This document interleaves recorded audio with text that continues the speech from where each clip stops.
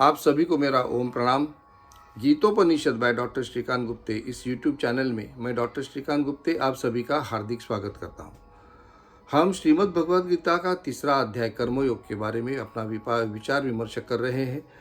और जैसा कि मैंने पिछले भाग में कहा था, आज का हमारा जो श्लोक है, श्लोक क्रमांक 8, ये भगवद गीता का एक अत्यंत महत्वपूर्ण श्लोक है। हम पहले से कहते आए हैं कि पहले जो 6 श्लोक अध्याय जो है श्रीमद् भगवद गीता के, वो कर्मयोग से संबंधित है। और मेरा कहना यह है कि ये जो श्लोक है, श्लोक क्रमांक 8, ये संपूर्ण कर्मयोग का सार है। ये श्लोक अगर हम अच्छी तरह से समझ लेते हैं तो ये समझ लो कि हम भगवद गीता का कर्मयोग का संपूर्ण अवलोकन कर लेते हैं। श्लोक कुछ ऐसा है, नियतम कुरु कर्मत्वम कर्मज्जायो हि अकर्मणा शरीर यात्रा अपिचते न प्रसिद्धेत अकर्मणा। श्लोक कहता है, भगवान श्री कृष्ण कहते हैं अर्जुन से, नियतम कुरु कर्मत्वम, अपना स्वभाव नियत जो कर्म है वो तुम करते रहो।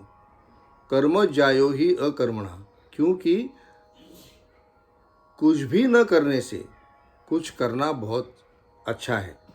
और अगर तुम अपना कर्म नहीं करोगे तो शरीर यात्रा अपिचते न प्रसिद्धेत अकर्मणा, अगर तुम अपना कर्म स्वभाव नियत कर्म नहीं करोगे तो तुम्हारी शरीर यात्रा भी सफल नहीं होगी। संस्कृत साहित्य का, भगवद गीता का ये एक विशेषता ये है कि जहाँ पर जो श्लोक है, जहाँ पर जो आवश्यक शब्द है, उसी की वहाँ पर रचना की गई है।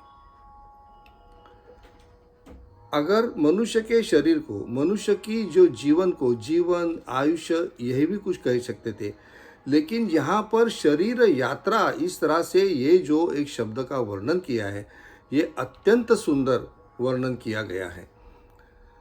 यात्रा का मतलब होता है किसी अच्छे स्थल पर, यात्रा के स्थल पर, पवित्र स्थल पर जाना। भगवान ने ये कहा है कि तुम्हारा जो जीवन है वो एक तरह की यात्रा है, एक तरह की पवित्र स्थल पर जाने वाली यात्रा है।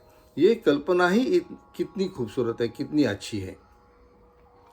भगवान कहते हैं कि नियतम कुरु कर्मत्वम, अपना स्वभाव नियत कर्म करते रहो। स्वभाव नियत कर्म मतलब क्या, कि अगर मैं कोई एक विद्यार्थी हूँ तो मेरा कर्म है, मेरा स्वभाव नियत कर्म है शिक्षा की प्राप्ति करना।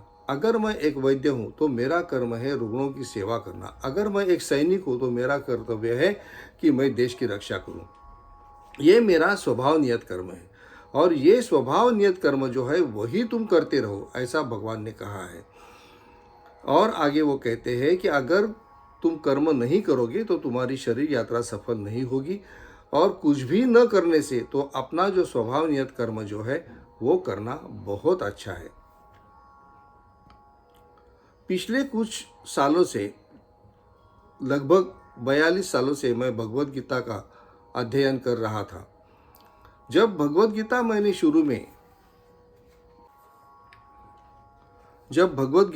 शुरू में पढ़ी और इस श्लोक की तरफ जब मैं आया, तब मेरा संपूर्ण जीवन जो है वो बदल गया, क्योंकि मुझे मेरे जीवन की जो दिशा है वो मिल गई।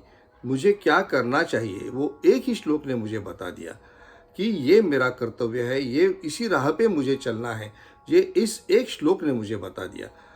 श्लोक अत्यंत सुंदर है और मेरे मन के बहुत करीब है। मेरा कहना यह है कि ये जो श्लोक है, इसको अगर हम दूसरे अध्याय का जो श्लोक है उसके साथ में जोड़ देते हैं तो संपूर्ण कर्मयोग की जो व्याख्या है वो पूर्ण हो जाती है। कैसे, वो हम देखेंगे। दूसरे अध्याय में भगवान ने कहा था कि कर्मण्येवाधिकारस्ते मा फलेषु कदाचन मा कर्म फल हेतुर्भु मा ते संगो अस्तु अकर्मणा। भगवान ने वहाँ पर कहा था कि सिर्फ कर्म करते रहने पर ही तुम्हारा अधिकार है। मतलब तुम्हें सिर्फ अपना कर्तव्य जो है, अपना जो कर्म है वही करते रहना है। माँ फलेषु कदाचन, तुमको क्या फल देना है, तुमको क्या फल प्राप्त होना है, इसके ऊपर तुम्हारी कोई सत्ता नहीं, तुम्हारा कोई अधिकार नहीं। और आगे उन्होंने कहा था माँ कर्म फल हेतुर्भु, मैं जो कर्म कर रहा हूँ उस कर्म का इतना ही और यही फल मुझे मिलना चाहिए, ये भी कभी अपने मन में मत रखो। माँ कर्म फल हेतुर्भु माते संगो अस्तु अकर्मणा, और मुझे मैं जो कर्म कर रहा हूँ उसका मुझे ये अगर फल नहीं मिलना है तो मैं ये कर्म ही नहीं करूँगा, ऐसा भी कभी मत सोचना। ये भगवान ने जो कहा था। अब इसी के आगे हम ये श्लोक अगर रख देते हैं तो क्या होता है, कर्मण्येवाधिकारस्ते माँ फलेषु कदाचन माँ कर्म फल हेतुर्भु माँ ते संगो अस्तु अकर्मणा। आगे हम कहेंगे तस्मात् नियतम कुरु कर्मत्वम कर्म जायो ही अकर्मणा शरीर यात्रा अपिचते न प्रसिद्धेत अकर्मणा। यहाँ पर ये दो श्लोक एक दूसरे के साथ जुड़ जाने के बाद में हमारे सामने संपूर्ण कर्मयोग जैसे प्रकट हो जाता है।